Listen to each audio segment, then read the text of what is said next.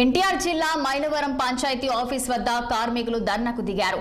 Sanitation కార్మికురాలుపై ఓ TDP నేత దాడి చేశారని ఆరోపిస్తూ కార్యాలయం ముందు బైఠాయించారు. బాధితురాలిని కులం పేరుతో దూషించారని టీడీపీ నేతలపై చర్యలు తీసుకోవాలన్నారు. ఇక దూషించిన నేతలపై ఎస్సీ ఎస్టీ కేసు నమోదు చేసి బాధితురాలికి న్యాయం చేయాలని కోరారు కార్మిక సంఘం నేతలు.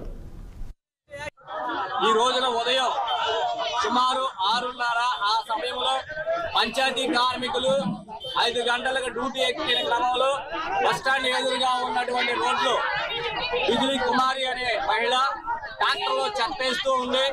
కింద చెత్తేస్తూ పక్కన ఇంట్లో మాట్లాడుతున్న సందర్భంలో మా ఇంటికి ముందు రావా, మా ఇంట్లో ఉన్న చెత్త ముందు ఎత్తవా అని చెప్పి ఒక మహిళ వచ్చి గౌరవం చేసి ఆమెను బూతులాడింది. అమ్మ మేము కార్మికులవి, అందరూ మాకు సమానమే, సమానంగా చెత్త ఎత్తుకుంటూ వెళ్తామని అడుగుతున్న క్రమంలో ఆవిడ అతని భర్త ఎవరో తెలియదు ఈ గ్రామంలో ఉన్న పెద్దని అంటా ఉన్నారు.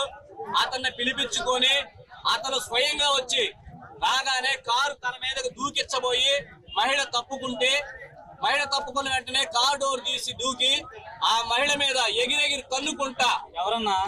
తన్నుకుంటా ఆమెను పిడికిల బిగించి ఇష్టం వచ్చినట్టుగా దాడి చేశాడని చెప్తా ఉంది. అతను ఆయన పేరు అడిగాను, ఇప్పుడే ఆ పేరు కూడా అడగడం జరిగింది. గ్రామంలో ఉన్న పెద్దగా ఎదుగుతున్నటువంటి వ్యక్తి ఆయన కటారి ఉమామహేశ్వరరావు అని చెప్తా ఉంది. తక్షణమే ఒకటే చెప్పదలిచాం, తక్షణమే పోలీస్ అధికారులు అతన్ని అరెస్ట్ చేయాలి, ఎస్సీ ఎస్టీ కేసు నమోదు చేయాలి. ఎవరి ఇళ్లలో, గ్రామ పెద్దల ఇళ్లలో ఎవరికే పనులు వేయకుండా పంచాయతీ అధికారులు ఇప్పుడైనా సరే వాళ్ళు ఆ విధంగా చర్యలు తీసుకోవాలి.